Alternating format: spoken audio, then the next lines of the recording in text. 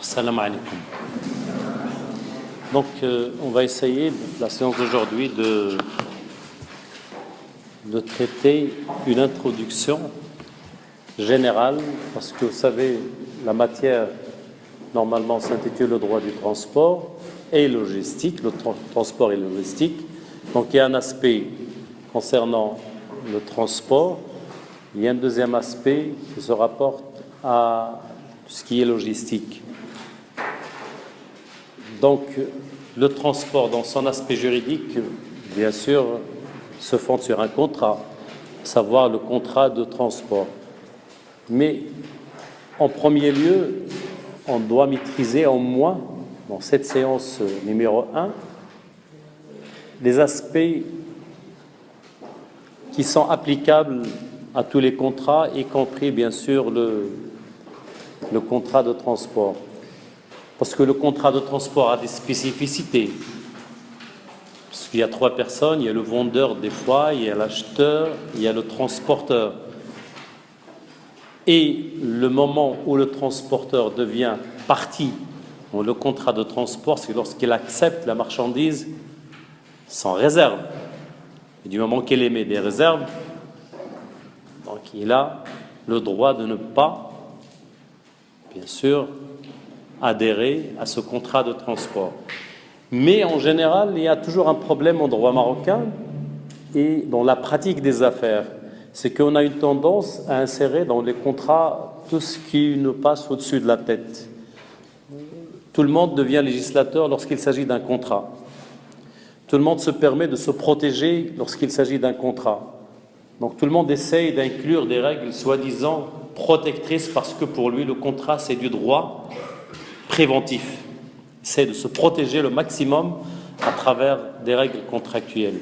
La question qui se pose, bien sûr, est-ce que on est vraiment libre parce que l'autonomie de la volonté, est-ce que le contrat qui se pose, qui se base sur le consensualisme, ça veut dire sur le consentement, l'autonomie de la volonté, est-ce qu'on est vraiment libre, surtout dans de tels contrats, tel le contrat de transport, parce que il est réglementé dans sa formation et même dans son exécution, parce que même les matières transportées, elles sont réglementées en fonction de, lorsqu'on transporte des matières périssables, des matières dangereuses, donc il y a des règles spécifiques applicables à tout contrat de transport et ils sont contrôlés par les autorités de différents des départements ministériels de quels dépend l'activité concernée.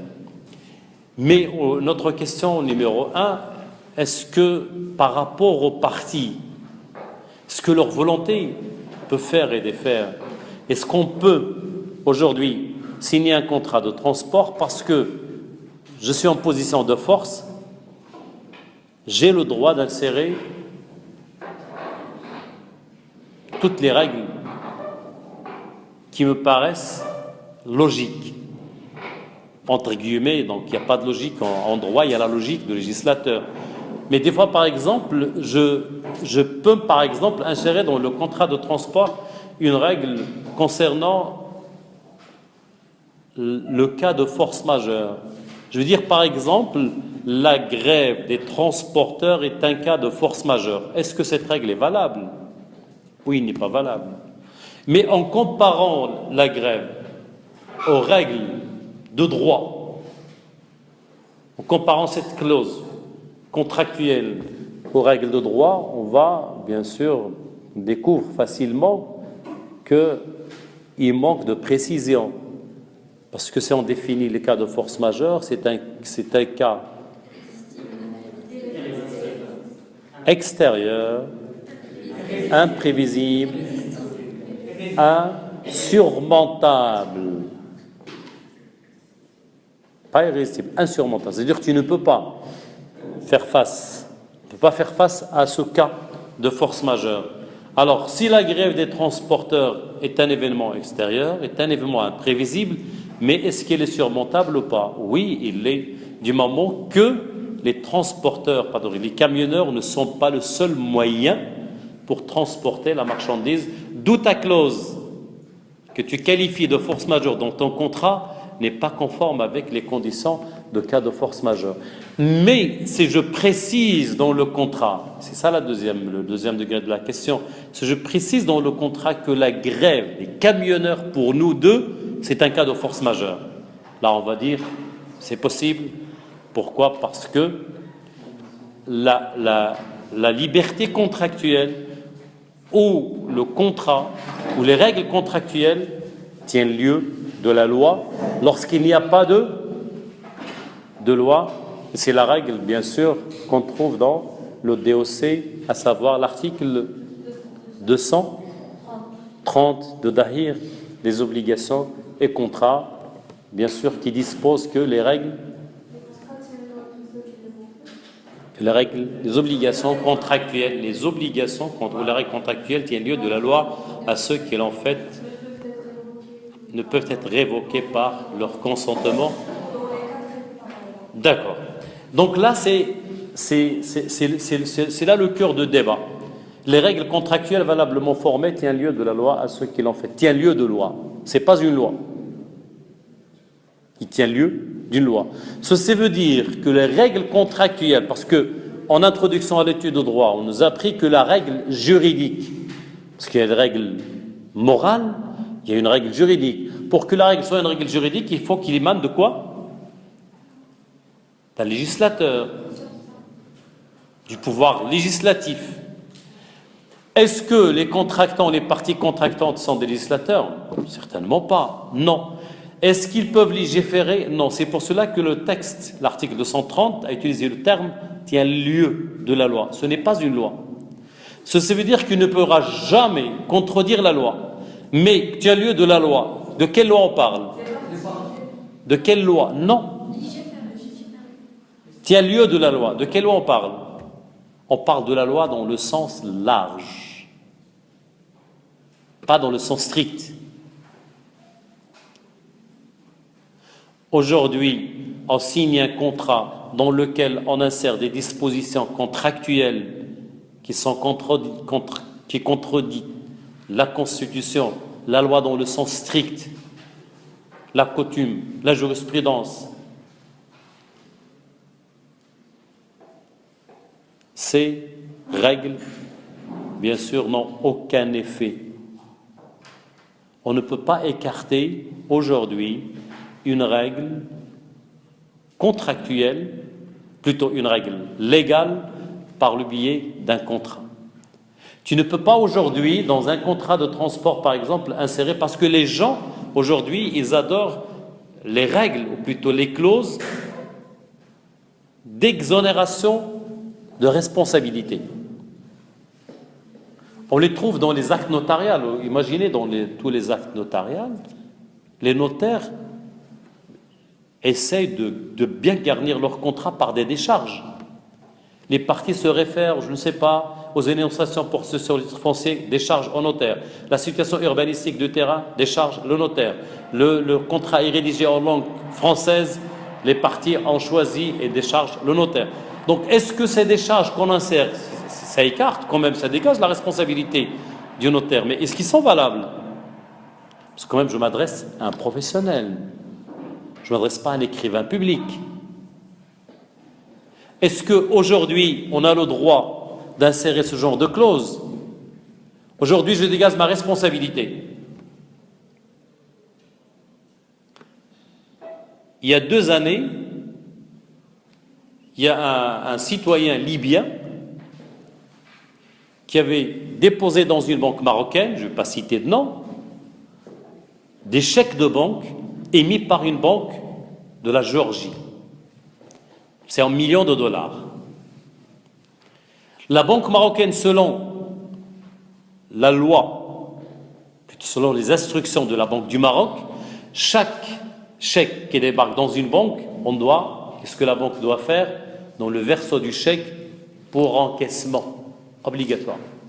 Ils ont mis dans le verso du chèque pour encaissement, ils ont quand même adressé une lettre à la banque en Géorgie pour demander, bien sûr, pour avoir des informations sur la situation financière du client.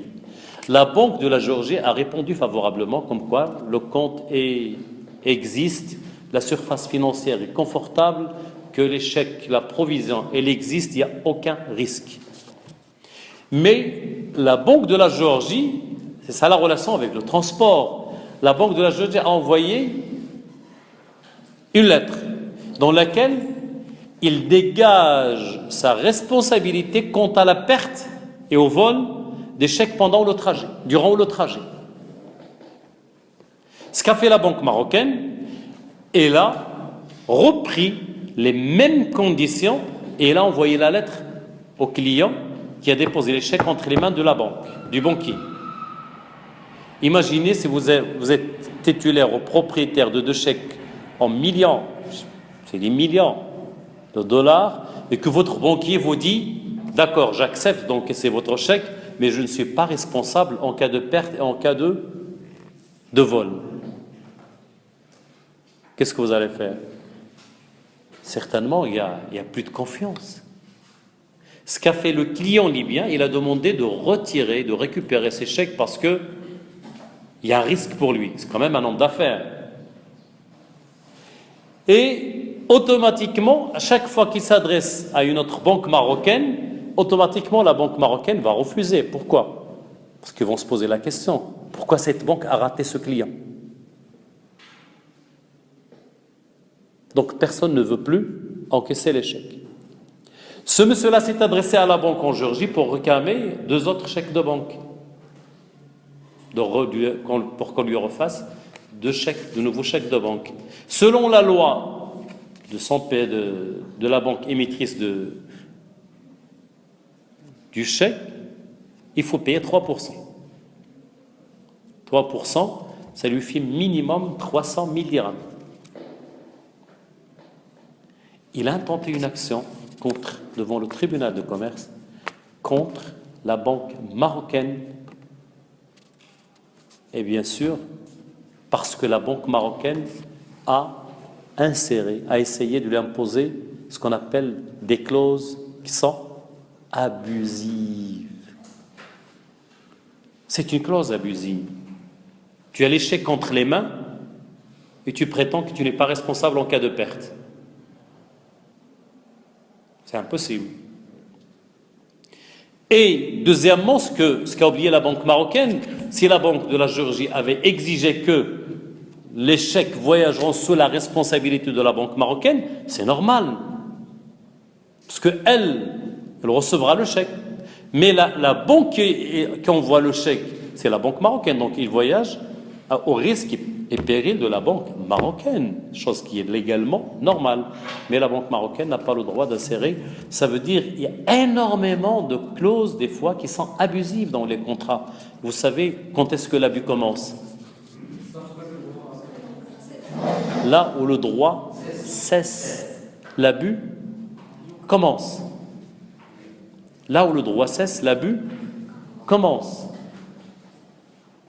Donc, il y a des clauses abusives. Il y a des clauses qui ne sont pas, parce que la clause peut être valable, mais elle est abusive, parce qu'elle est valable dans un autre contexte, mais dans notre contexte contractuel, elle n'est pas valable parce qu'elle est abusive.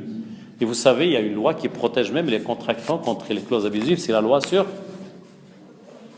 la protection du consommateur. Exactement. Donc, le consommateur est protégé contre les clauses abusives. Et le rôle du juge, c'est quoi le rôle du juge? Le juge n'est pas une machine pour déclarer des droits. Le rôle du juge, c'est de garantir l'équilibre financier et l'équilibre en termes d'obligations et de droits dans un contrat bien déterminé. Bien sûr, le rôle du juge, pas dire le juge est bête et méchant. Oui, il est bête et méchant lorsqu'il y a un texte de loi. Il l'applique. Il ne peut pas être plus scientifique que la science. Mais quand on parle d'un déséquilibre financier, le rôle du juge, bien sûr, à la demande, parce que le juge statue selon l'article 3 de Code de procédure civile, le juge statue dans la limite de demande des parties. Mais à la demande de la partie lésée, le juge a le droit de rééquilibrer. Et vous avez bien étudié ça, même en droit civil, en cas de lésion. Tu peux acheter $1 million le juge s'en fout carrément. Mais une fois que tu es lésé, en étant majeur, il y a des manœuvres frauduleuses, ou c'est la personne est mineure, donc automatiquement le juge peut garantir quand même un équilibre financier du contrat. Donc le juge, parce qu'il y a même une thèse brillante que je vous recommande de bien lire, il y a même un étudiant qui prépare un doctorat sous mon encadrement sur les contrats judiciairement formés et réformés.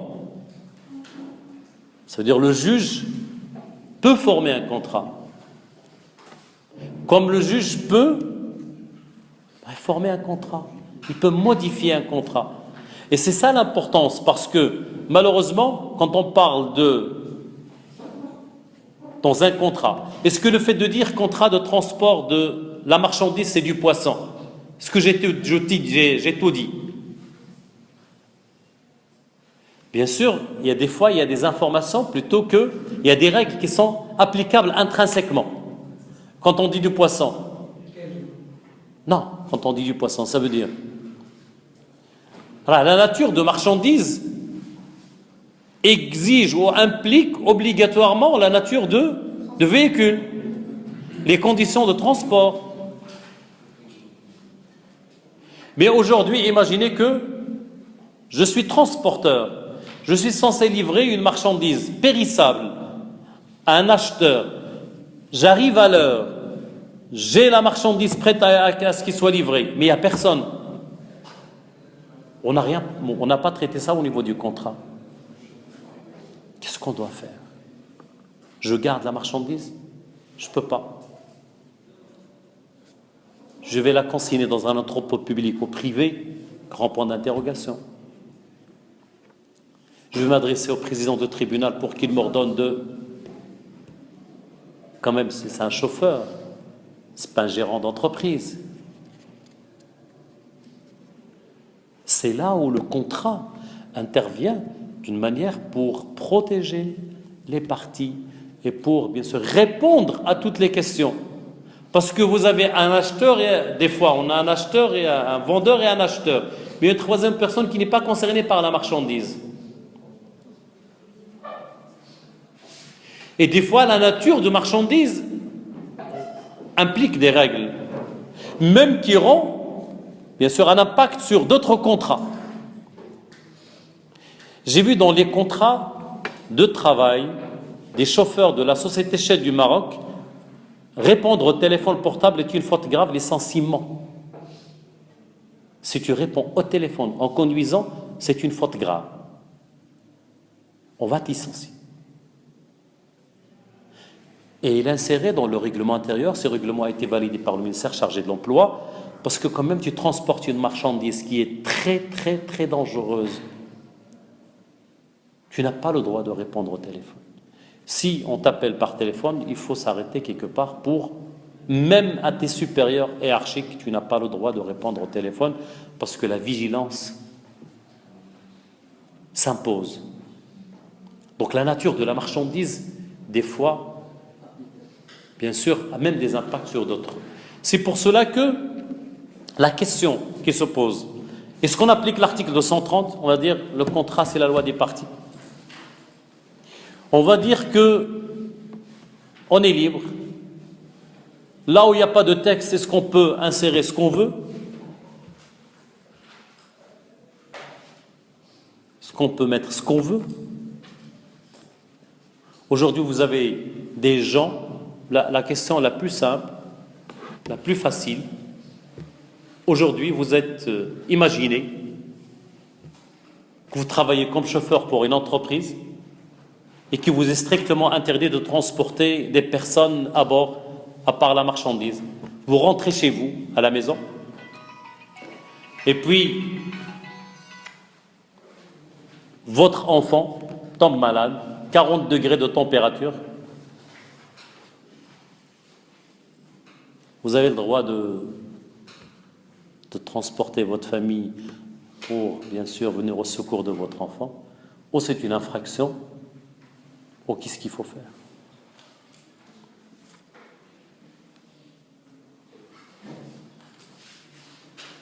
Parce que la plupart des sociétés insèrent dans leurs règles qu'il est strictement interdit de transporter qui que ce soit. Mais des fois, il y a des cas de force majeure. Il y a des cas de force majeure.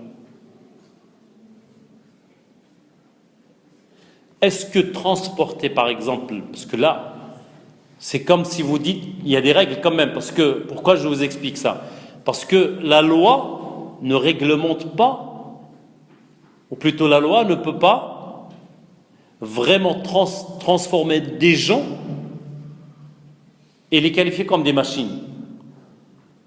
Un salarié, c'est un être humain. C'est la même chose si je vous dis aujourd'hui, vous n'avez pas le droit d'utiliser le téléphone de la société à des fins personnelles, strictement interdit. Est-ce que c'est légal? Si c'est vraiment interdit, je reprends le même exemple. Est-ce qu'une femme qui a laissé son enfant à une température de 40 degrés à la maison, est-ce qu'il ne va pas se permettre d'utiliser le téléphone de la société à des fins personnelles? Oui, il a le droit. Parce que le salarié a le droit de ramener une partie de sa vie privée à l'entreprise. Mais ce qui est interdit au niveau de l'entreprise, c'est quoi? C'est l'abus. Et même la Cour suprême, actuellement Cour de cassation, a statué sur ce cas de figure. Si le salarié atteint ses objectifs, le seul moyen qui reste pour l'entreprise, c'est de récupérer le manque à gagner à travers cette utilisation de téléphone. Mais si l'utilisation de téléphone à des fins personnelles se répercute sur le rendement du salarié, là il devient une faute, on peut se permettre de licencier le salarié. Ça veut dire le fait d'utiliser les biens de la société à des fins personnelles n'est pas une faute grave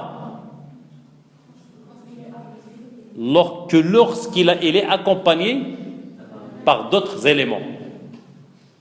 Donc, moi en tant que transporteur, oui c'est interdit, mais ce qui est interdit, c'est de transporter les gens moyennant une contrepartie. Mais quand même, je ne vais pas laisser ma femme, mon mari, mourir pour respecter un contrat. Parce que je suis même légalement parlant, je suis dans l'obligation d'assister une personne dans une situation de danger. Mais des fois, on peut insérer, on peut penser que là, on a deux aspects. Il y a des règles qui nous paraissent dans un stade conforme à la loi, mais dans un autre stade, ils ne le sont pas. Et le contraire, et vice-versa, le contraire est aussi valable. Donc, pour comprendre l'article 230, il ne faut jamais oublier, en interprétant l'article 230, il ne faut jamais oublier l'article 231. L'article 231, c'est que, d'accord, les obligations contractuelles doivent être comment? Doivent être 231, doivent être exécutées de bonne foi. Les obligations contractuelles exécutées de bonne foi. Et l'exécution de bonne foi, ça veut dire que toute règle contractuelle, parce qu'attention, toute règle contractuelle doit défendre normalement quoi? Doit défendre un intérêt légitime. Toutes les règles contractuelles doivent défendre un intérêt légitime. Si l'intérêt qu'on défend n'est pas légitime, je ne peux pas aujourd'hui dire, attention, moi je suis chauffeur, tu me donnes l'ordre de transporter une marchandise, est-ce que j'ai le droit de refuser?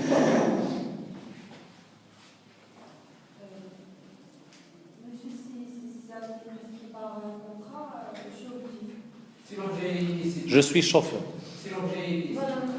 Oui, je dois conduire, mais dans le cadre de la sphère protégée par la loi. S'il n'y a pas de visée technique, je ne conduis pas. Si l'état mécanique du véhicule n'est pas bon, je ne conduis pas. Ce n'est pas un refus. Si tu me demandes de faire 5000 km alors que, légalement parlant, j'ai le droit, je ne dis, c'est pas un non. Ce n'est pas un refus délibéré d'un ordre de l'employeur. D'accord, dans la silhouette du non, ça apparaît comme un refus, c'est une faute grave selon l'article, je ne sais pas, 39 du Code du travail, mais en réalité, ce n'est pas un refus, c'est un rappel à l'ordre. Même le transporteur qui refuse de transporter une marchandise, parce que cette marchandise n'est pas transportable, même en signant un contrat, non. Parce que tu ne peux pas, il ne suffit pas de dire que tout avec S ou tout avec T, que je dois tout transporter. Non. Je transporte.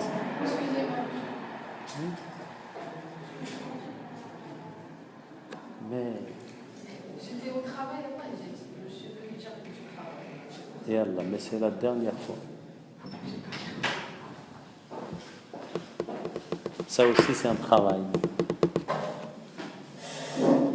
Alors, ce qu'on transporte, ça veut dire le fait de dire non ne veut pas dire que c'est une faute. Des fois, on est dans l'obligation de dire non. Tu es dans l'obligation de dire non. Tu n'as pas le droit de transporter une marchandise. Aujourd'hui, tu transportes qui que ce soit. Tu es un transporteur. Tu transportes X. Il n'y a pas de contrat. Il n'y a rien. Mais il s'est avéré que ce monsieur transportait de la drogue. Tu es responsable ou tu n'es pas responsable? Tu es responsable. Pourquoi tu es responsable? Ah, vous allez me dire que je suis de bonne foi. Non, tu n'es pas de bonne foi. Pourquoi tu n'es pas de bonne foi? Parce que les règles de la bonne foi, c'est quoi la bonne foi?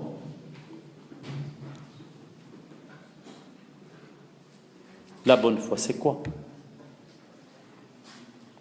Quand est-ce qu'on est de bonne foi?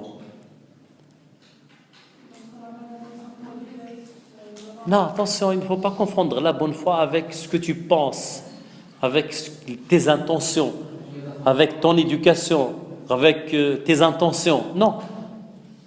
Les règles de droit n'ont pas de sentiment. La loi, c'est comme l'argent, n'a pas de sentiment. On n'a pas besoin de savoir tes intentions pour pouvoir dire est-ce que. Ça, c'est dans le pénal, des fois, c'est valable. Même des infractions en matière pénale où l'intention n'a aucune importance.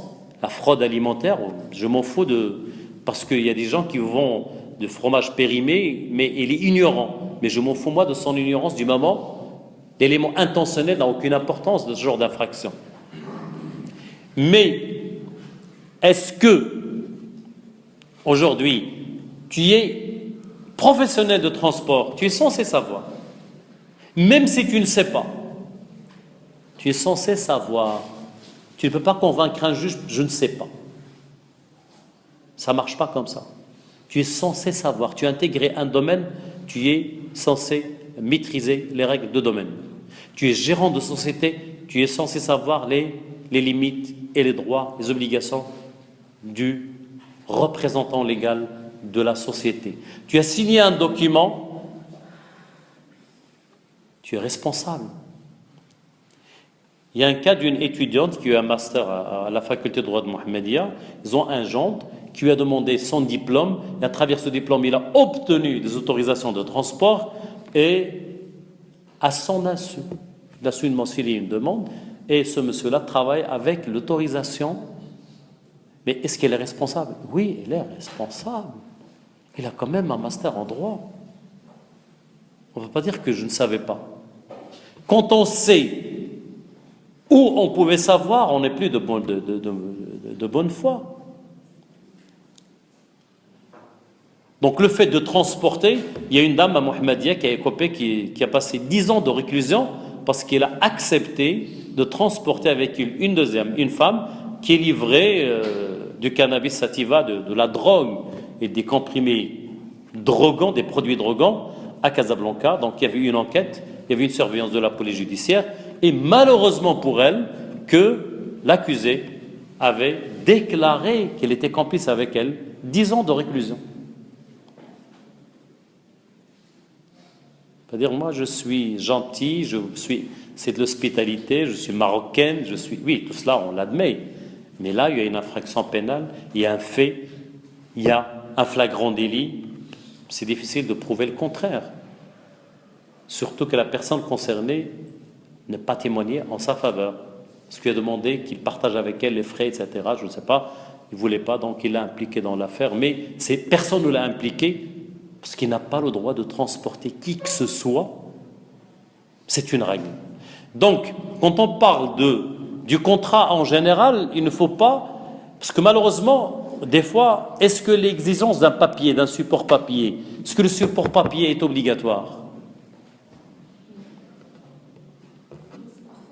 pour dire qu'il y a un contrat de transport? Parce que là, vous avez une marchandise, tu transportes la marchandise. Cette marchandise, soit, normalement, déjà, est-ce que tu as le droit de transporter cette marchandise sans que tu as en ta possession des documents qui prouvent à qui appartient cette marchandise, la propriété de la marchandise?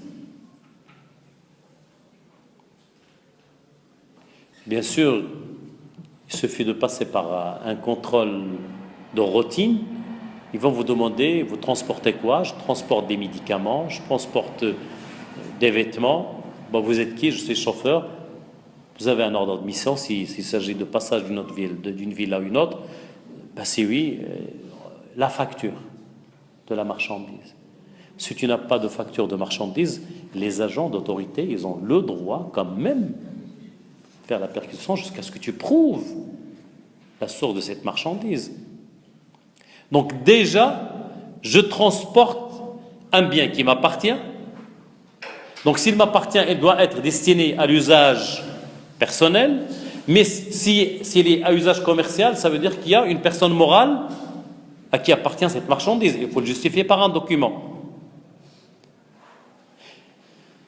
Mais l'agent ne vous demandera jamais le contrat de transport. Parce que le contrat, dans ce cas de figure, à l'exception, bien sûr, parce qu'il faut faire attention, lorsqu'il s'agit de l'export, donc obligatoirement, il faut qu'il y ait un contrat. Parce qu'il y a d'autres lois, il y a d'autres, bien sûr, institutions qui interviennent pour le contrôle, surtout lorsqu'il y a, surtout lorsque, plutôt l'office d'échange intervient dans ce sens. Donc tu auras besoin de contrats pour prouver, parce que vous savez, toute opération a un impact fiscal. Tu exécutes aujourd'hui une opération pour une société étrangère, si tu demandes le paiement en dirham, on te paye en euros, c'est différent fiscalement. Si on te paye en euros, tu as bénéficié au niveau sur le plan fiscal parce qu'il est qualifié fiscalement comme une exportation de prestations de services. C'est une exportation de prestations de services. Donc c'est pour cela que dans la pratique des affaires, lorsqu'il s'agit d'un opérateur étranger, obligatoirement il y a un contrat, que ce soit du transport autrement, et surtout pour garantir ses droits.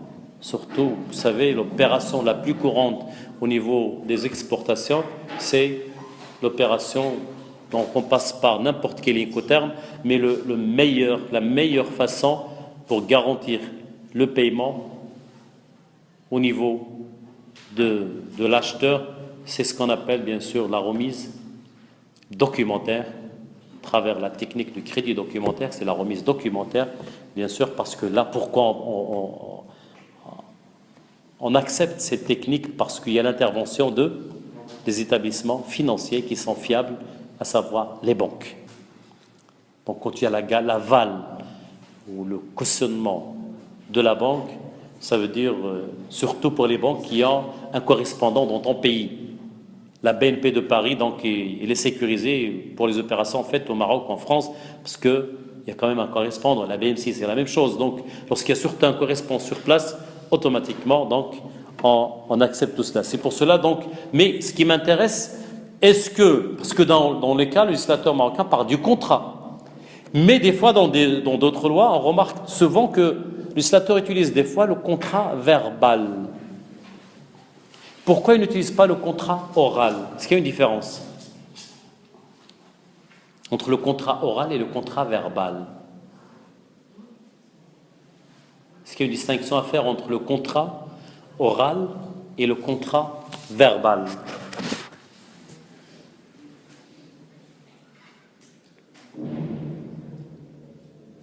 Oui. Peut-être que le contrat verbal est destiné, se réalise par l'échange de certains termes, de certains...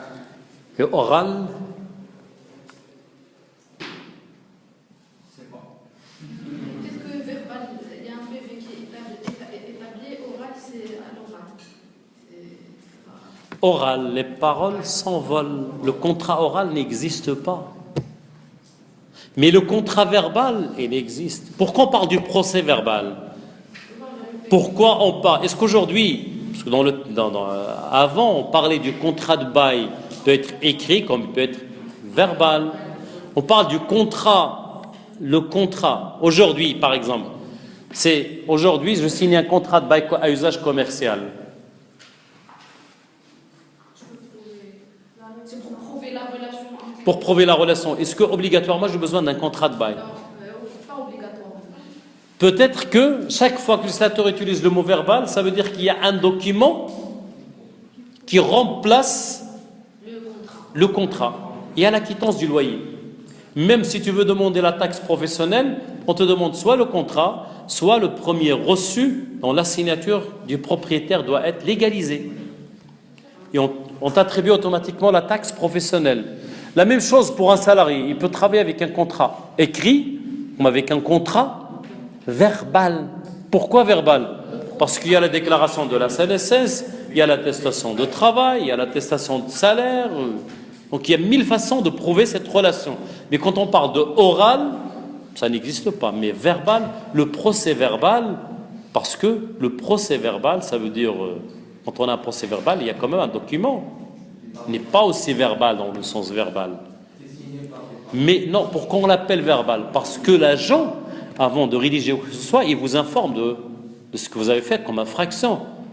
Vous roulez à 400 à l'heure, vous roulez à 120 à l'heure, donc il vous informe. Et je se signe, moi, je ne sais pas, etc. Que, donc, ce qu'il met dans le SMIL, c'est la constatation, ce qu'il a constaté. Donc, c'est pour cela qu'on l'appelle un procès verbal. Donc, s'il n'y a pas de contrat, aujourd'hui, j'ai tous les documents. La marchandise, j'ai la propriété de la marchandise, j'ai un bon de commande, j'ai tout. Donc, quand même, c'est... Mais de préférence, il faut toujours signer un contrat. Et dans ce contrat, il faut penser qu'on n'a pas le droit d'insérer ce qu'on veut.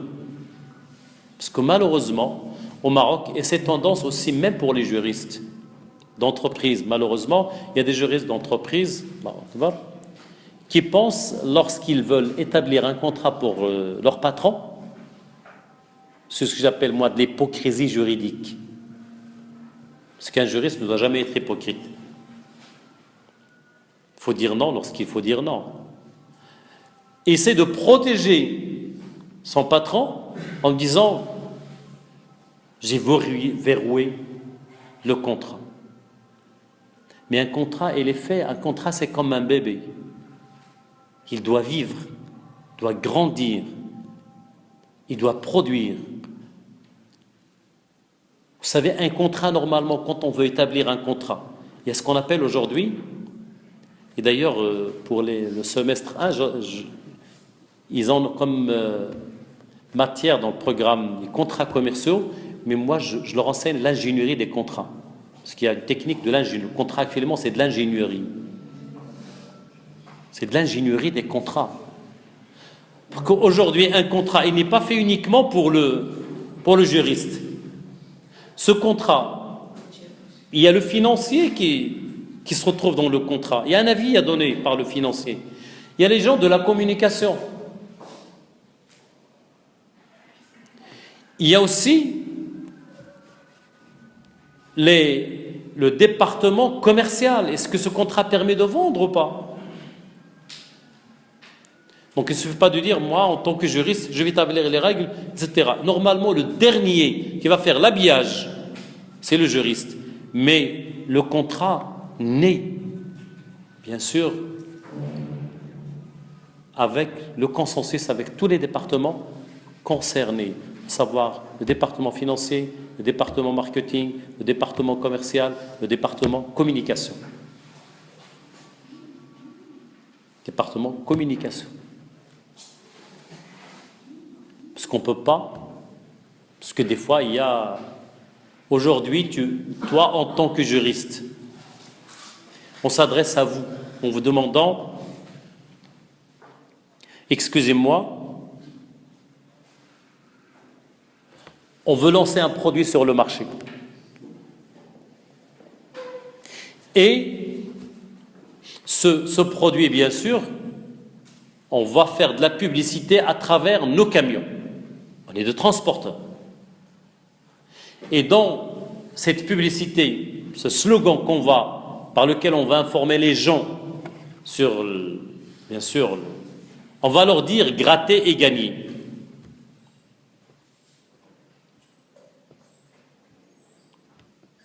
Gratter et gagner. Moi, je suis transporteur. J'ai quand même pensé que je vais utiliser pour rentabiliser mon parc ou ma flotte, je vais essayer de faire de la publicité à travers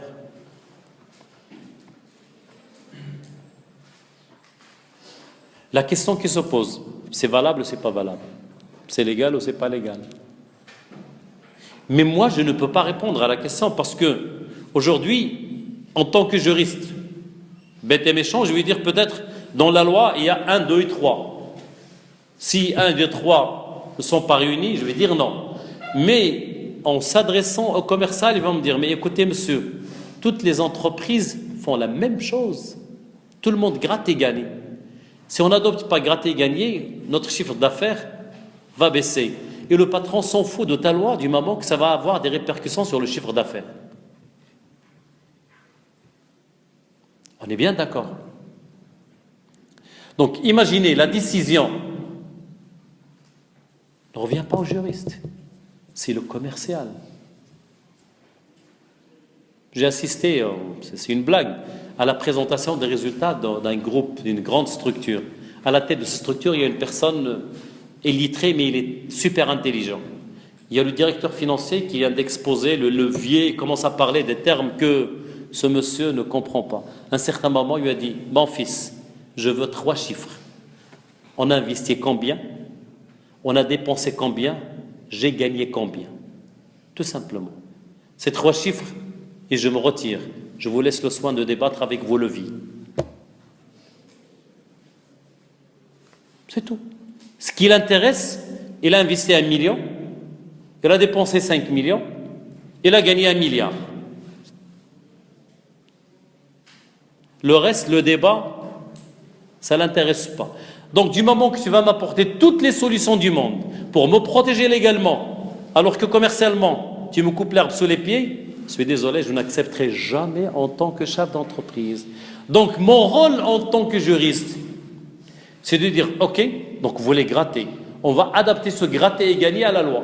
Mais je vous garde quand même gratter et gagner.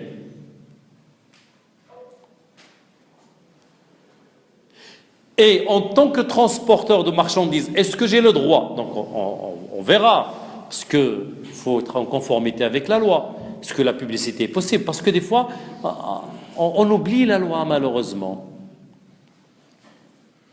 Des fois, aujourd'hui, on se permet de faire tout. On oublie la loi. J'en suis sûr et certain, devant vos ordinateurs, vous êtes tous des criminels potentiels. On oublie la loi quand on est devant un écran. On se permet de faire des téléchargements, on se permet d'échanger des informations, on se permet de jouer avec les photos des amis. Et tout cela, c'est des infractions, c'est rendez-vous au commissariat de police. La dimension juridique n'est pas tout à fait présente. Et c'est pour cela que lorsque je veux établir un contrat de transport, de vente, de n'importe quoi, il faut que je pense à ça. Parce que transporter une marchandise, c'est une question. Mais acheminer la marchandise à destination, c'est un autre problème. Parce qu'aujourd'hui, tu envoies une marchandise au Sénégal, c'est un exemple. Imaginez que l'acheteur ne veut pas réceptionner la marchandise. Et que la banque de l'acheteur ne veut pas payer.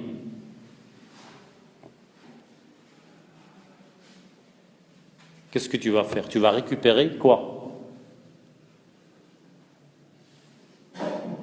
qu'est-ce qu'on va récupérer? Le refus de...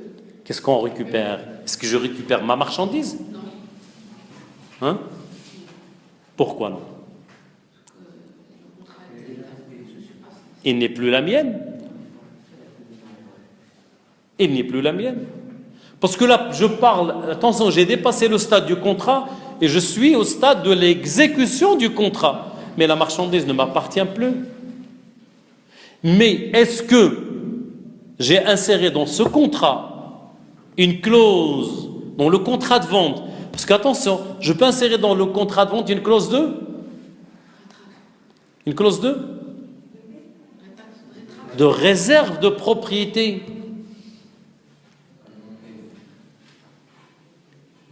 Une clause de réserve de propriété. Je te vends cette marchandise qui sera transportée par X et sera transportée avec les mêmes conditions de fait et de droit. Et tu ne seras propriétaire que à la date de paiement intégrale du prix. Avant le paiement, il est toujours la mienne.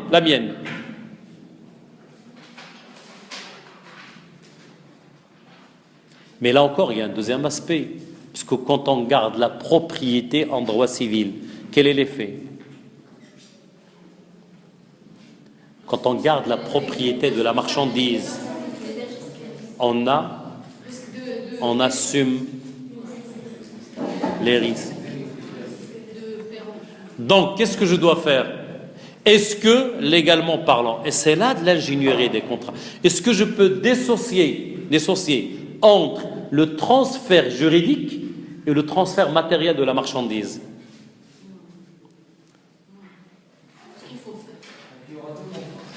Non, dans le même contrat, je te donne la possession matérielle de la marchandise sans que tu aies la possession juridique.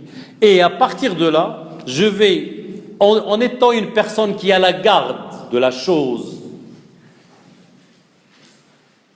de transmettre le risque.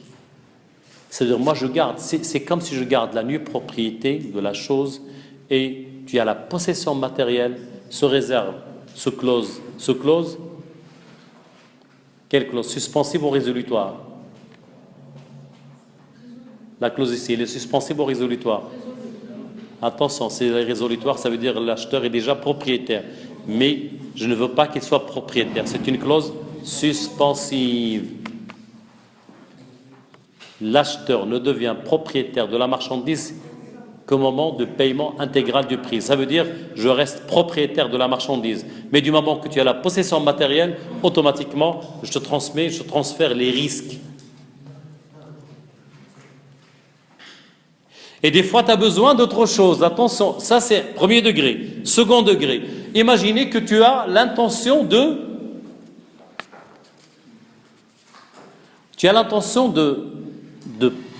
faire le transfert de la marchandise et matériel et le transfert du risque. Mais le problème, c'est que l'acheteur doit revendre la marchandise pour qu'il puisse te payer. Moi, c'est une protection. Je veux garder la propriété. Mais quand même, l'acheteur, la personne qui a acheté la marchandise, il doit la vendre. Et c'est avec cette opération commerciale qu'il va pouvoir me payer. Bien sûr, là, on fait le transfert matériel des risques. Je garde la réserve de la propriété et je donne autorisation. Je l'autorise à vendre avec une condition, bien sûr, de me virer de l'argent de chaque marchandise vendue. Et dans ce cas, vous savez, même la qualification de l'inobservation de cet acte diffère. Imaginez, si tu as tout ça, tu as le droit de... Moi, je garde la réserve de la propriété de la marchandise, tu as le transfert et les risques, je t'autorise de vendre. Si tu vends, en fait, tu vends quoi? Un bien appartenant à autrui. Si tu ne verses pas de l'argent, ça devient une infraction pénale, à savoir abus de confiance. Carrément. Donc vous remarquez que je peux même adapter à travers des règles contractuelles. Là, c'est conforme à la loi. Parce que le législateur marocain n'a pas traité la clause de réserve de propriété. Il l'a cité d'une manière vraiment brièvement dans le livre 5 du Code de commerce. Ça veut dire pour les biens vendus sous condition de réserve de propriété, donc leur impact lorsqu'il s'agit d'une entreprise en difficulté. Mais malheureusement, on ne trouve pas dans le droit civil, dans le DOC, le droit des obligations et contrats marocain, des dispositions concernant la vente, bien sûr, sous clause de réserve de propriété. Donc là, vous remarquez que le contrat n'est pas tout à fait la loi des parties. Je crois qu'on l'a déjà expliqué ça dans le droit, en droit du travail, mais même en droit commercial, parce que dans le droit commercial, on a une tendance. J'ai vu, pas plus tard qu'hier, une entreprise française, Besançon, qui a signé un contrat avec une entreprise marocaine à travers un sous-traitant marocain, une société sous-traitante marocaine dont le siège social est marocain et dont le contrat, ils ont mentionné l'attribution de compétences à la cour de Besançon. C'est du n'importe quoi. Le contrat est signé entre une société marocaine qui a le siège social au Maroc et une société marocaine, une deuxième société marocaine qui a le siège social au Maroc. Donc la loi applicable, c'est la territorialité de la loi marocaine pour les sociétés qui ont un siège social au Maroc. Parce que quand même l'attribution pour deux sociétés marocaines de la compétence d'une société à une société française, moi je dis c'est une atteinte à la souveraineté marocaine, carrément. Je peux comprendre lorsqu'il s'agit de sociétés françaises et marocaines pour la compétence d'attribution, plutôt de la compétence territoriale, pas d'attribution, ou d'arbitrage, pas de problème. Mais entre sociétés marocaines, on ne peut pas faire confiance à une juridiction étrangère et parce qu'on a le choix. Non. On n'a pas le choix lorsque la loi existe. La loi dans le sens large. Donc, c'est très important. Aussi, on verra, on aura l'occasion de traiter, parce qu'il y a vraiment de la jurisprudence très importante en matière de transport, parce que vous savez, c'est un domaine vraiment très, très, très important. Oui ? Si nous savons bien qu'il existe des lois et des règles qui encadrent le secteur du transport, mais on néglige le fait qu'on nous sommes dans un pays où le secteur informel occupe une place prépondérante. Il y a des tonnes et des tonnes de marchandises qui sont expédiées chaque jour. Il n'y a pas de contrat, il n'y a rien. Donc, tu es dans l'informel, ça a tes risques et périls. Attention. Une entreprise structurée ne peut pas travailler avec l'informel. Mais l'informel, ça existe dans tous les secteurs, pas uniquement dans le secteur de transport. Mais est-ce que, je ne parle pas moi de contrat de transport, tu veux déménager d'une maison à une, normalement il faut que ça soit aussi un contrat. Parce que l'autre fois, attention, il faut toujours imaginer le pire. Rappelez-vous l'exemple. Si je vous pose la question aujourd'hui, combien ça coûte le fait de ne pas respecter, de ne pas s'arrêter au niveau d'un feu rouge? Ça coûte combien? C'est pas la bonne réponse. 700 dirhams, ça veut dire si tu es riche, tu vas te permettre de... Mais si tu imagines le pire, non, 10 ans de réclusion. Tu vas t'arrêter ou pas? Parce que lorsqu'il y a la récidive, lorsqu'il y a une infraction déjà commise, lorsqu'il y a un accident mortel, automatiquement, parce qu'il y a une circonstance aggravante, la sanction est portée au double. Donc c'est ça le problème, c'est ça. Moi, par exemple, aujourd'hui, je ne peux pas transporter avec moi une personne que je ne connais pas. Il y a un homme âgé de 65 ans, la route vers la faculté de droit de Casablanca, deux jeunes filles qui ont des livres à la main, ont fait l'autostop pour ce vieux monsieur. On ne peut pas dire que... Parce qu'on ne va pas chercher dans le... Parce que, donc il s'est servi de leur côté féminin. C'est un père qui voulait transporter deux filles. Bon, ils l'ont agressé.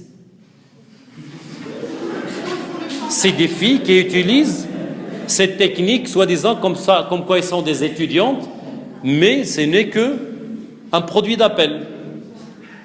Sinon, ils les font chanter. Parfois. Ben oui.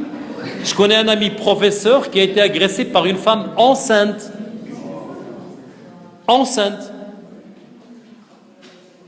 Il lui a demandé information juste à côté avant de descendre à son garage. Une fois qu'il lui a demandé de descendre un couteau, je veux de l'argent, sinon le bébé dans mon ventre c'est votre fils. Prouve-le. Prouve le contraire. Donc si tu veux prouver, il faut aller à la police, il faut le parquet, il faut...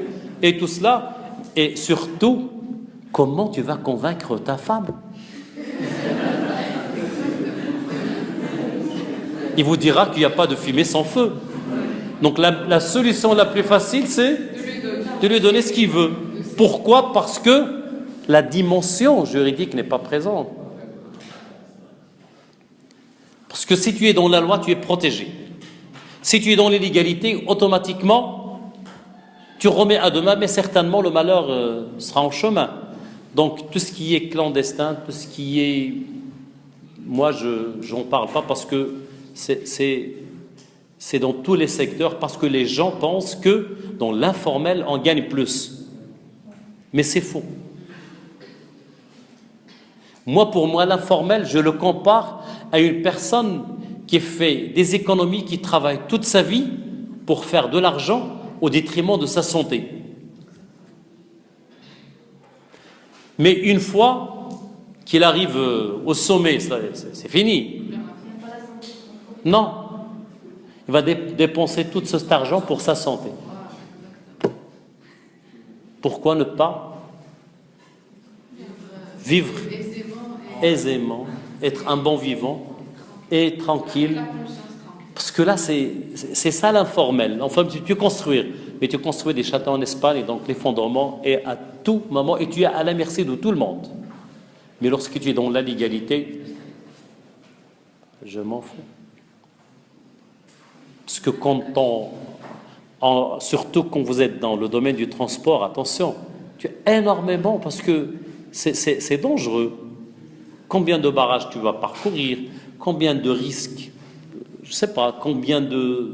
Donc tu as déjà un acheteur, deux contrôleurs, l'acheteur et le vendeur.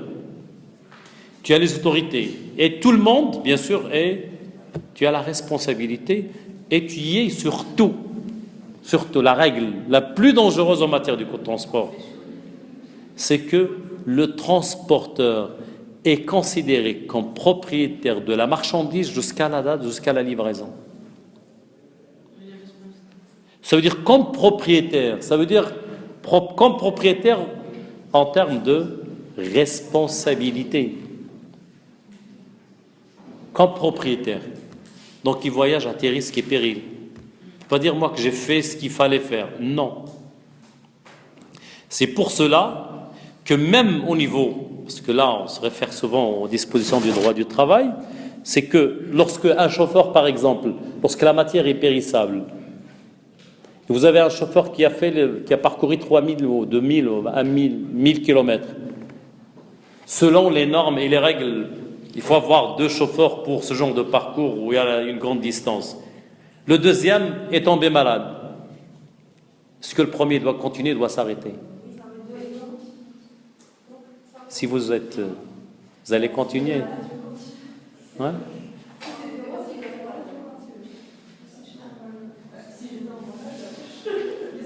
C'est qui tombe malade? C'est le deuxième chauffeur. C'est le deuxième chauffeur qui ne peut pas le remplacer. Le premier doit continuer ou ne doit pas continuer? Non, il doit s'arrêter. En cas d'accident, mais il doit prévenir. Bye bye la marchandise, il est périssable. Non, il n'a pas une obligation. Pourquoi vous dites qu'il a une obligation de résultat? Si le transporteur Oui. doit livrer la marchandise. Et si jamais il doit livrer,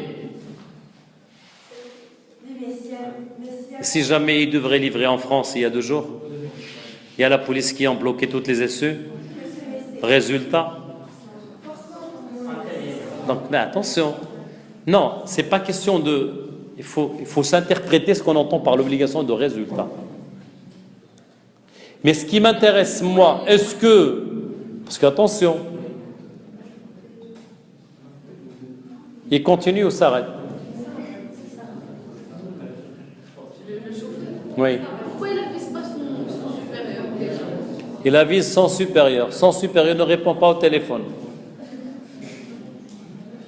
Personne. Est-ce que lui, il est bien? Il est pas malade? Non, il n'est pas malade. J'ai terminé là. C'est quoi le problème? Mais s'il continue, il fait un accident, il va... Donc, ce qu'on ne va pas dire qu'il a mis en péril son état de santé, son intégrité physique, faute grave, licenciement. Il y a quand même dans le code. Oui, voilà. Non, justement. Donc là, attention. Justement, ces règles-là, pourquoi je vous dis qu'il faut lire aussi dans la loi dans le sens large? Justement, la Cour suprême, dans le temps, avait statué sur un cas de figure en considérant que la contrainte subie est un ordre pour le salarié. La contrainte subie est un ordre. Il doit continuer. Peut-être il va prendre un petit repos pour se reposer, mais il doit continuer. S'il s'arrête, c'est une faute.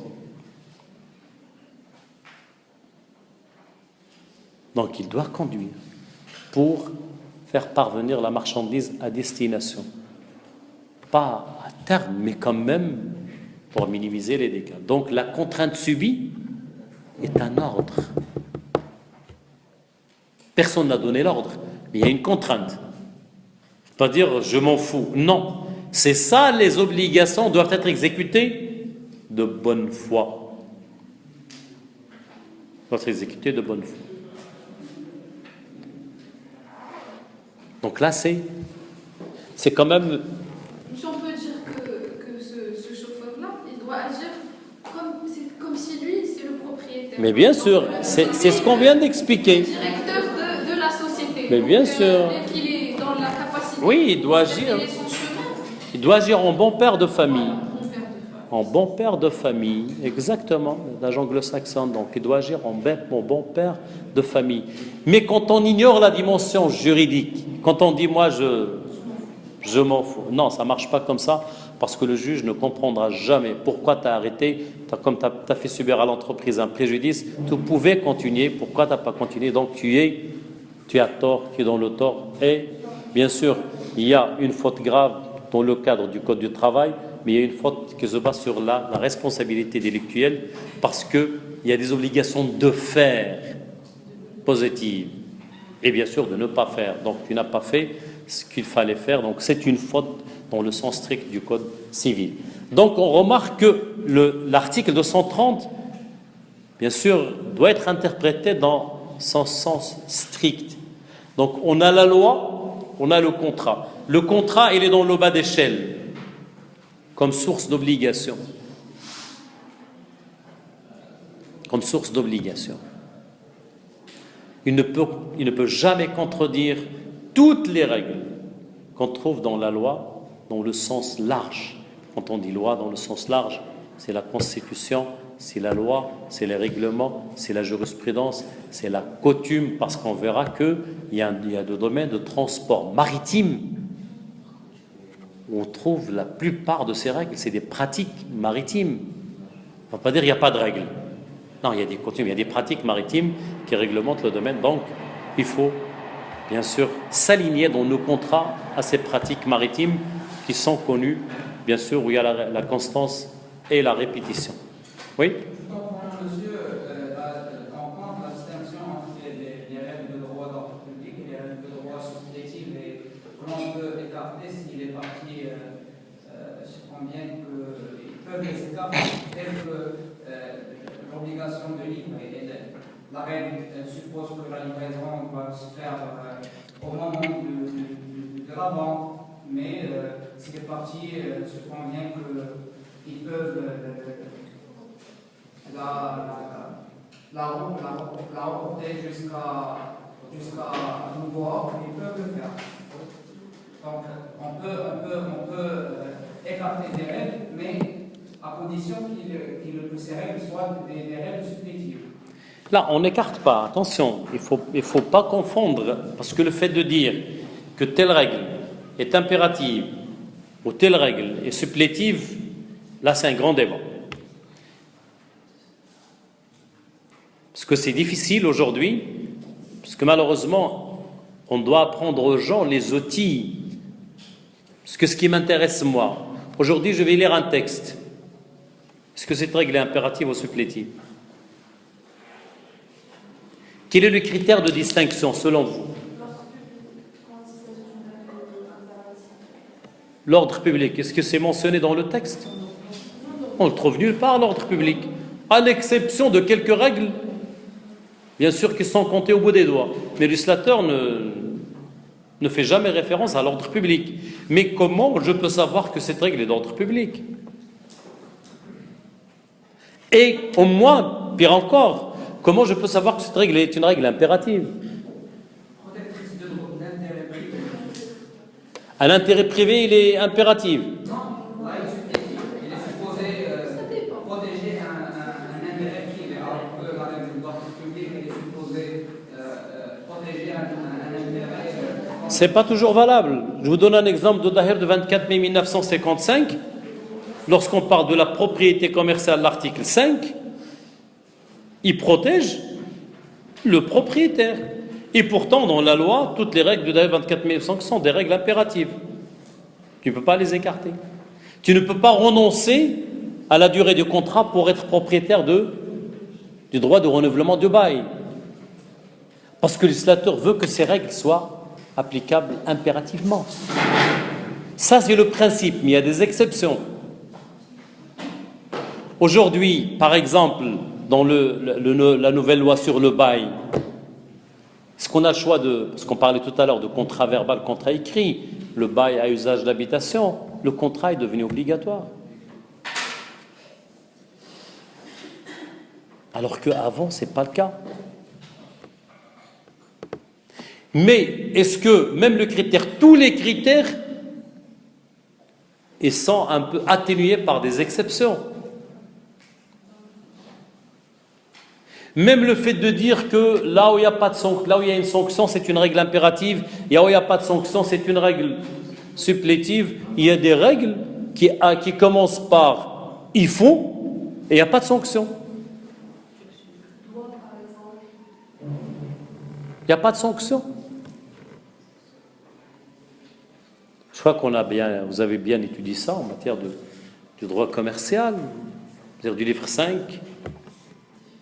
Difficulté de l'entreprise, parce qu'il y a un autre raisonnement. Attention, quand on rédige un contrat, le conseil que je vous donne, lorsque vous rédigez un contrat, il faut penser que vous rédigez ce contrat pour le juge, pas pour l'autre partie.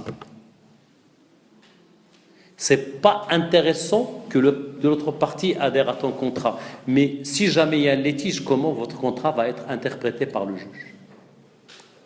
Est-ce que vous étiez suffisamment explicite, que tout éclairci, à tel point que le juge va appliquer les règles de ton contrat et il ne peut pas être plus scientifique que la science, ou tu as utilisé des termes où il y a d'ambiguïté que le juge peut bien sûr interpréter ou carrément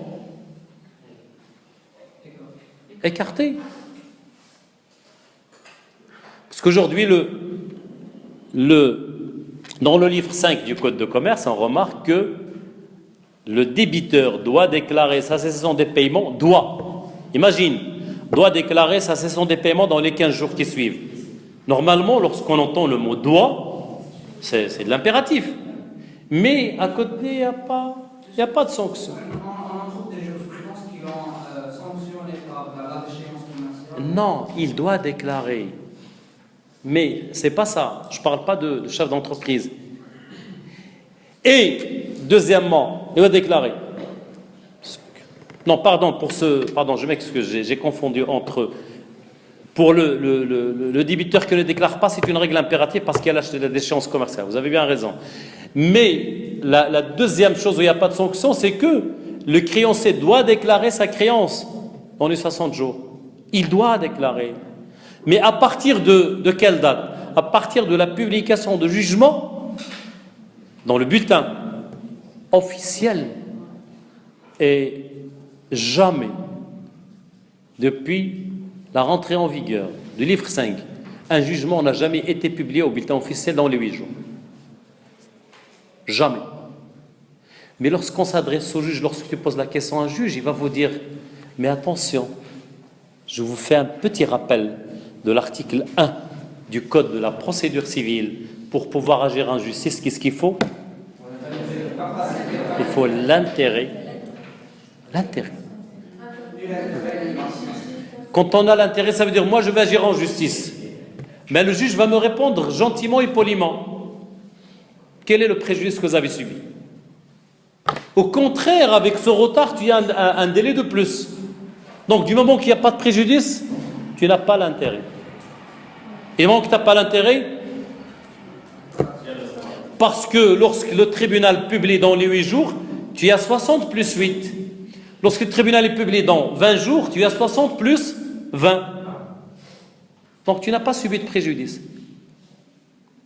Donc, là où il n'y a pas de préjudice, tu ne peux pas prétendre à l'application de la loi et faire valoir, parce qu'on n'est pas... Attention, heureusement pour nous au Maroc que nos juges adoptent cette politique. Parce qu'en France, il y a des choses, vous savez, je vous rappelais l'autre fois, un petit détail qui n'arrive pas à lire le règlement intérieur, il a intenté une action contre son patron pour discrimination. Bah, imaginez. Alors qu'il pouvait tout simplement demander une copie de règlement intérieur. Et lorsque en France aussi, lorsque l'État français avait publié la loi sur les courriers postaux, et on a l'application à la marocaine, je vois que vous avez déjà envoyé un courrier à la CTM, j'en pense que vous rajoutez quelque chose pour atteindre le poids légal, n'est-ce pas? On vous demande de rajouter des pierres. Enfin, c'est de l'informel. Du sel. Justement, en France, lorsque le législateur français avait adopté la loi sur les courriers postaux, parce que tout ce qui est le courrier postaux, ça relève de la compétence en matière de transport de la Poste du Maroc, de l'État. Mais au-delà de 1 kilo, je ne sais pas combien, donc il y a peut-être 1 kilo, à partir de là, donc, il peut passer par la messagerie des sociétés privées. Donc il y a le monopole concernant ceux qui sont qualifiés comme des correspondances. Donc la même chose en France, lorsqu'ils ont adopté, le législateur français avait oublié le volume. Dans le texte, il a oublié le volume. Un Français, il n'a rien à foutre dans la vie, a lu le code, a lu le texte, et il a emballé une bille.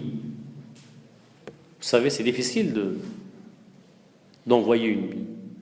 Donc envoyer une bille, ça veut dire faut qu'il soit transporté par un coursier. Sinon, il risque de se perdre quelque part. Donc, l'administration des courriers postaux avait refusé de recevoir la bille parce qu'il y a quand même un risque. Il a fait appel à un huissier de justice, il a intenté une action devant le tribunal administratif, il a obtenu gain de cause. Pour tout simplement dire, vous avez oublié le volume. Donc en France, on accepte tout. Donc, je collecte un peu les jugements les plus bizarres au monde. Croyez-moi, à 70%, c'est des jugements rendus par des juridictions françaises. Des demandes qui sont des fois bizarres. La dernière, c'est un homme qui a intenté une action de harcèlement sexuel contre sa femme. Le problème, c'est que la demande a été, ça veut dire, reçue par le juge. Je comprends le viol, mais je ne comprendrai jamais un homme qui harcèle sa femme, soi-disant parce qu'il est un écrivain, je ne sais pas ce qu'il écrit. Mais c'est la civilisation française. Donc, c'est acceptable en France, mais ce n'est pas acceptable au Maroc. Heureusement pour nous au Maroc, des fois le juge intervient pour vous dire que chaque règle doit avoir un intérêt, protéger un intérêt légitime. C'est pour cela tout à l'heure que je parle de l'intérêt légitime. C'est pas parce que le tribunal n'est pas un guichet automatique. Si tu veux intenter une action, il faut vraiment que tu aies la qualité et qu'il y ait l'intérêt. Préjudicieux aussi. Bien sûr, il faut un intérêt. Tu n'as pas subi de préjudice, même si dans le texte il y a droit. Le tribunal doit convoquer le président le chef d'entreprise avant de statuer sur le sort de l'entreprise. Mais si jamais ce chef d'entreprise ne veut pas répondre à cette convocation, on l'attend? Non, on s'en fout.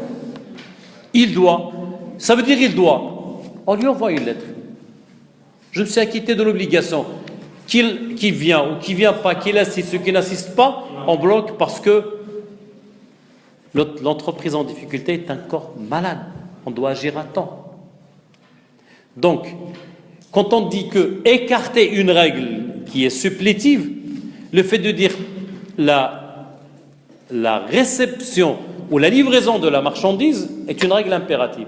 Et ce n'est pas uniquement une règle, c'est une condition des contrats réels.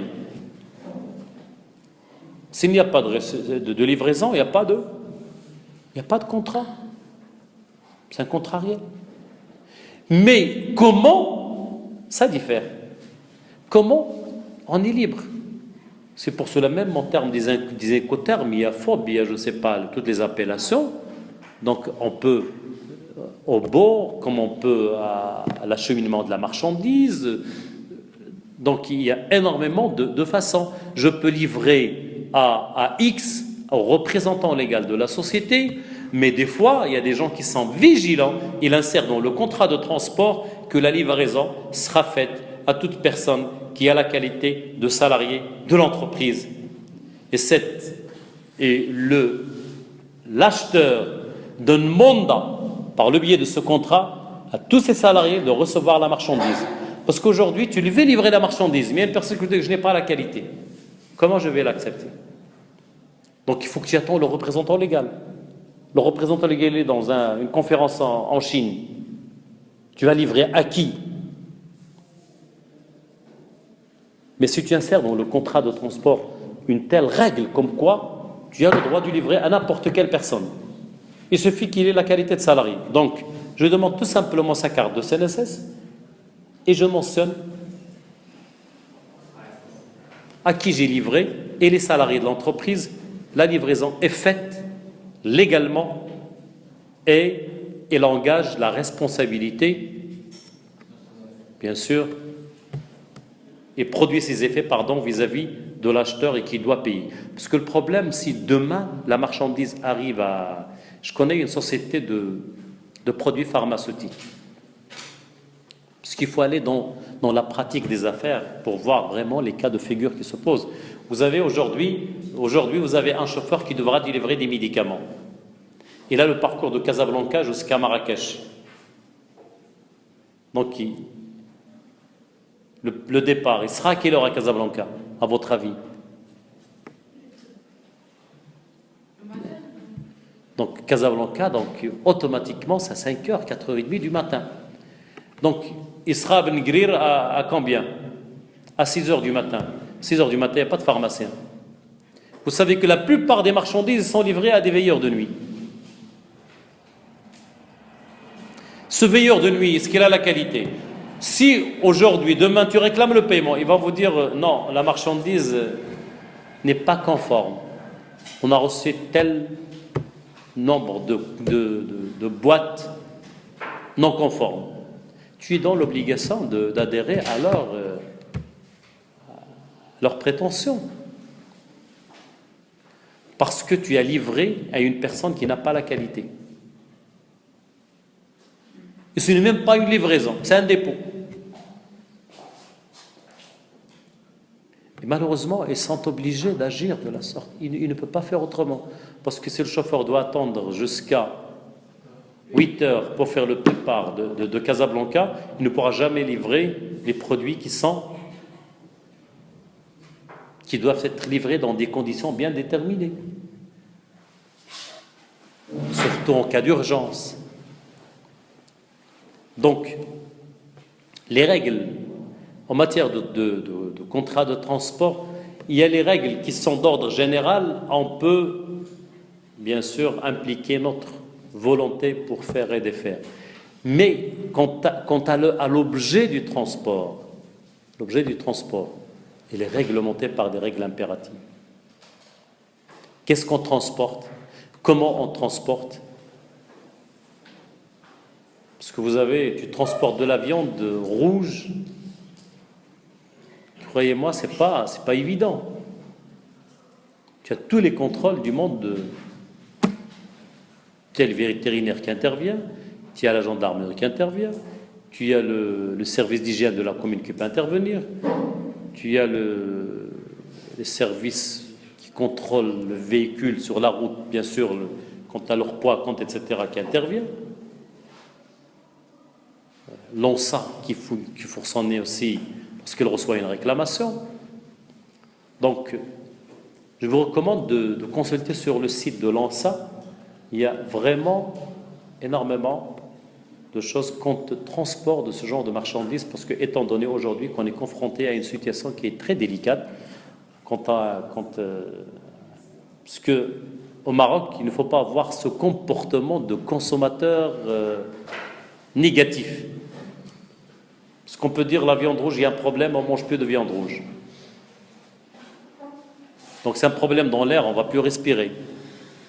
Mais il faut quand même lire et comprendre, parce que des fois, la rumeur elle circule trop, et le bouche à oreille, c'est une source d'inquiétude. Donc il faut lire. Parce que nous au Maroc, on a l'habitude de raconter des histoires, que rien n'est fait dans les normes, que rien n'est fait dans les normes d'hygiène et de sécurité. Mais il faut faire la distinction entre la loi et autre chose. Aujourd'hui, selon la loi, on peut confectionner un produit qui est conforme à la loi. Et c'est ça ce qui intéresse le parquet, le tribunal. Mais est-ce qu'il est conforme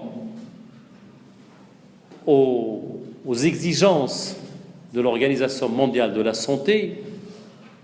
Je ne sais pas. Mais est-ce que même cette Organisation mondiale de la santé, l'OMS, est-ce qu'il n'est pas un peu politisé quelque part? Parce que des fois, on remarque des fois qu'il y a des choses qui surgissent d'une manière. Parce que ça fait des années qu'on mange de la viande rouge. Pourquoi obligatoirement aujourd'hui? Je peux comprendre la charcuterie parce qu'il y a des rajouts, je peux comprendre. Mais des fois, oui. Mais croyez-moi, au Maroc, il y a un contrôle qui est très minutieux, attention.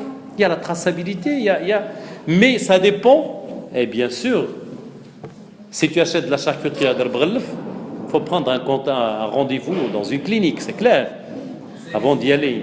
Mais si tu achètes et tu manges, tu rationalises ta consommation, il n'y aura pas de problème. Grand maximum une fois par semaine, c'est pas. Mais si tu veux manger tous les jours, même le corps ne pourra pas supporter ça. Donc, j'essaye aujourd'hui qu'on parle un peu généralement de ce qui est élément constitutif de contrat de transport. Il ne faut pas croire que c'est un contrat comme tous les autres. C'est un contrat dans lequel la réglementation elle est très très très très exigeante, surtout par rapport à des produits bien déterminés. Donc c'est un domaine où la volonté des parties n'intervient que lorsque la loi l'autorise. Je ne parle pas ici des règles supplétives, de règles impératives, parce que les règles supplétives en matière de droit de transport sont très très très minimes. Donc tout est impératif et tout relève de l'ordre public, parce que quand on parle en transport, là où il y a le transport, il y a minimum, il y a deux individus. Il y a le chauffeur, il y a la personne qui l'aide. Là, ça veut dire à bord du camion. Donc, il y a minimum 2 personnes. Donc, quand on parle de 2 personnes, ça veut dire on parle de la sécurité de ces gens-là. Et quand on parle de la sécurité, vu le nombre de parcs, donc c'est de la sécurité publique. Donc, la sécurité publique, ça relève de l'ordre public. Quand on parle de marchandises qu'on mange, c'est la santé publique. Donc, automatiquement, donc la plupart des règles, ils touchent un peu à l'ordre public, de l'importance de les respecter, bien sûr, et à l'alerte.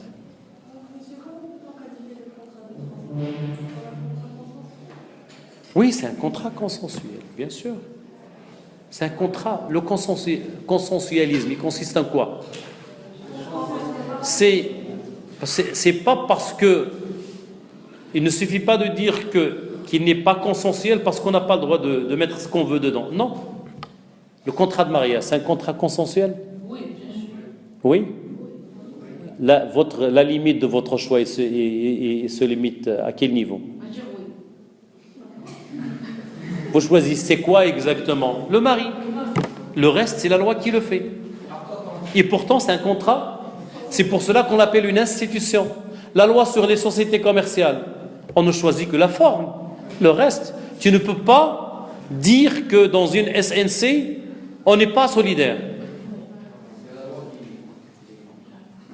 Mais quand on parle d'un contrat formel, ça veut dire lorsque la loi a choisi une forme et que cette forme est une condition de validité du contrat. Mais là, c'est un contrat consensuel. On est libre de contracter ou de ne pas contracter. On dispose d'une marge de manœuvre pour ajouter des règles. Mais la plupart des règles sont, bien sûr, des règles impératives, vu la nature, l'objet du contrat de transport qui nécessite vraiment l'intervention de législateurs pour le réglementer, pour éviter, bien sûr, toutes les répercussions qui risquent d'être néfastes en cas d'inobservation de ces règles, et pour aussi, parce que le législateur, lorsqu'il y a un risque, le législateur intervient ne serait-ce que pour déterminer la responsabilité, pour définir c'est qui est le responsable en cas de problème. Et par rapport au transporteur, il n'y a pas une obligation de résultat? Non, qu'est-ce que vous entendez par résultat? C'est-à-dire qu'il engendre sa responsabilité en cas de péril de marchandises. Non, il y a une règle. Il faut pas confondre entre les règles de responsabilité et les obligations. Parce que des fois, aujourd'hui, je signe un contrat de transport avec vous. L'objet de ce contrat, c'est de vous livrer une marchandise à Stade. D'accord. Si toutes les conditions, bien sûr, sont réunies pour que je puisse acheminer la marchandise à destination, mon obligation est une obligation de résultat. Mais si jamais, je me rappelle une fois, j'ai participé à un jumelage retour de Kuala Lumpur au Maroc. Il y a une délégation qui devait partir via Lufthansa et il y avait Sa Majesté qui devrait donner le coup d'envoi du train qui relie Casablanca, le port de Casablanca à l'aéroport. Automatiquement, toutes les issues sont. Est-ce que l'obligation du transport est une obligation de résultat? On a expliqué aux gens que, comme dans tous les pays du monde, lorsqu'un président se déplace, il y a quand même des mesures de sécurité. On est là dans le mauvais moment, plutôt le bon moment, mais bien sûr, on a pris l'État marocain, la ville de Casablanca avait tout pris en charge. On leur a échangé un billet, ils ont passé une nuit de plus et le lendemain, ils ont. Mais ça veut dire que le fait qu'il y a un cas de force majeure, ce n'est pas une source que tu peux dire que je n'assume pas de responsabilité. Non, moi j'ai signé un contrat, je dois être à l'aéroport, donc c'est pas fait, donc tu assumes. C'est pour cela même lorsqu'il y a un problème au niveau des sociétés de transport aérien, il y a un problème je sais pas, des intempéries, un problème de climat, l'avion ne peut pas voler. Quand même, on donne aux gens la possibilité de passer une année à l'hôtel, une nuit à l'hôtel, on leur paye, on leur donne à manger. On ne peut pas dire c'est pas mon affaire. Donc c'est une obligation de résultat, mais qui est modérée. Selon les conditions. Parce que c'est la même chose aujourd'hui. Tu signes un contrat avec un ingénieur informaticien pour vous confectionner un programme. Vous allez me dire que c'est une obligation de résultat? Si c'est un logiciel particulier, fait strictement pour la société, mais quand est-ce que ça devient une obligation de résultat? Lorsque tu t'es acquitté en tant que demandeur, en tant qu'acheteur de cette prestation de service, de ton devoir de collaboration. Ça veut dire que tu as bien défini ce que tu voulais. Je veux que ce logiciel réponde à telle chose. Tu as bien défini ce qu'on appelle le devoir de collaboration. Mais tu peux me dire que je veux un logiciel de gestion de la paix. Si ça ne répond pas à tes besoins que tu n'as pas définis, tu ne peux pas me dire que c'est obligation de résultat. Donc il faut quand même adapter la loi, parce que la loi, elle évolue. Le DOC, il est fait en 1913. On ne peut pas dire que le DOC est valable pour 2015. D'accord, il est valable en tant que principe. Mais il faut des fois adapter la loi à la situation. Pas dire aujourd'hui que l'obligation de résultat, c'est une obligation. Aujourd'hui, je signe avec toi, tu dois. Mais il y a énormément de problèmes qui peuvent surgir. Les cas de force majeure sont vraiment... Parce qu'avant, si tu prends un ouvrage de 1800 et de 1900, la force majeure, il ne parlera que des intempéries. Mais aujourd'hui, est-ce qu'on pensait en 1913 aux attentats qui viennent de se passer en France? Jamais. Mais est-ce que ces attentats sont un cas de force majeure? Ben oui, c'est un cas de force majeure. C'est pour cela que les auteurs étaient intelligents en disant imprévisible, insurmontable et extérieur. Donc, à partir de là, on cherche à adapter. Donc, c'est pour cela que des fois, et c'est là le risque, là où vous laissez dans un contrat le pouvoir discrétionnaire au juge, c'est un risque. Parce que le juge, c'est un être humain. C'est un être humain. Donc il peut être de ton côté, comme il peut être pas ton ennemi, parce qu'il est ennemi de personne, c'est l'impartialité. Mais il peut, bien sûr, pourquoi? Parce que tu as laissé, c'est de l'importance, je vous recommande de lire les contrats anglo-saxons, ils sont très forts en matière de l'ingénierie contractuelle et définissent même les termes, et définissent tout ce qui est mentionné dans le contrat. Ils donnent une définition à tous les termes juridiques utilisés dans le contrat. Vous avez 5 ou 6 pages rien que pour les définitions. Si on a un problème de définir un concept, le juge il trouve la définition donnée par les parties. Carrément. Donc il n'y a pas de problème. Parce que c'est très difficile des fois. Oui, des termes. Oui, chacun interprète le terme. Tu peux dire clause résolutoire, mais est-ce que c'est la résiliation, c'est la résolution? Tu peux dire anéantir le contrat, je ne sais pas. Parce que malheureusement, c'est ça le problème de la plupart des juristes, c'est que lorsqu'ils veulent rédiger un contrat, ils pensent à le rédiger dans la langue de Molière. C'est faux. Le français juridique, ce n'est pas la langue de Molière. Le style simple est le plus important lorsqu'il s'agit de règles contractuelles. Je ne peux pas dire la demande sera exaucée par. Exaucer, c'est de la littérature, oui. C'est un terme exaucer, ça veut dire accepter avec bienveillance. Mais en droit, le terme le plus court, le plus facile, le plus clair, c'est l'acceptation. Quand on dit proposition, ce n'est pas offre. Quand on dit compromis de vente, ce n'est pas acte de réservation. Tu réserves quoi? Ce n'est pas un hôtel, c'est un bien immeuble.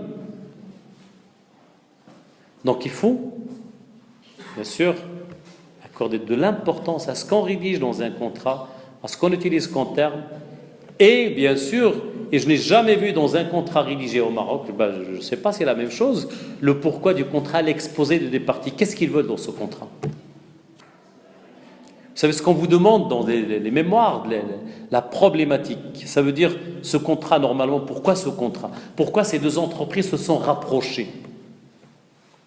Parce que vous savez, des fois, quand je dis par exemple, moi je vends un ordinateur, je suis vendeur, je suis un commerçant.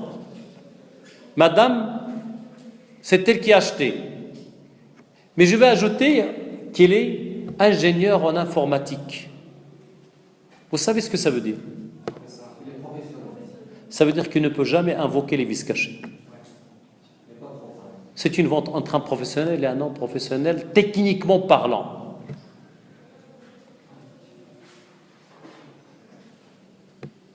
Donc, c'est important. Quand on dit par exemple, monsieur X, en représentant de la société en qualité des pouvoirs qui ont été remis, plutôt conférés par les statuts notamment, etc., ça veut dire c'est comme tu déclares que tu attestes qu'elle a les pouvoirs et tu as vu les pouvoirs, mais c'est différent lorsque je mentionne que X déclare qu'il a les pouvoirs et qu'il s'engage à les prouver en cas de besoin. Ça veut dire qu'il déclare, mais je ne l'ai pas vu moi. Je n'ai pas consulté les statuts. Mais tu ne pourras pas, dans la première version demain, venir et contester, il n'a pas les pouvoirs. Mais le juge s'en fout de ta contestation parce que tu as déjà fait un aveu au départ. Faites attention, quand on rédige, il faut penser au juge. Que va-t-il? Comment il va lire ça? Comment il va interpréter ça? Et c'est à partir de là qu'on peut dire en un mot, et on va finir avec ça, que le contrat doit obligatoirement être le droit préventif. C'est de la prévention. Parce qu'à travers le contrat, il faut savoir, il faut répondre à 3 éléments. Est-ce que vraiment, après avoir établi le contrat de transport, de sous-traitance, de distribution, contrat de sponsoring, contrat, n'importe quel contrat, est-ce que vraiment j'ai répondu à 3 questions? C'est les 3 questions qui doivent vous préoccuper tout au long de votre cursus universitaire et même professionnel. Est-ce que j'ai répondu à 3 questions? Est-ce que j'ai détecté tous les risques? C'est la question numéro 1. Est-ce que j'ai détecté tous les risques?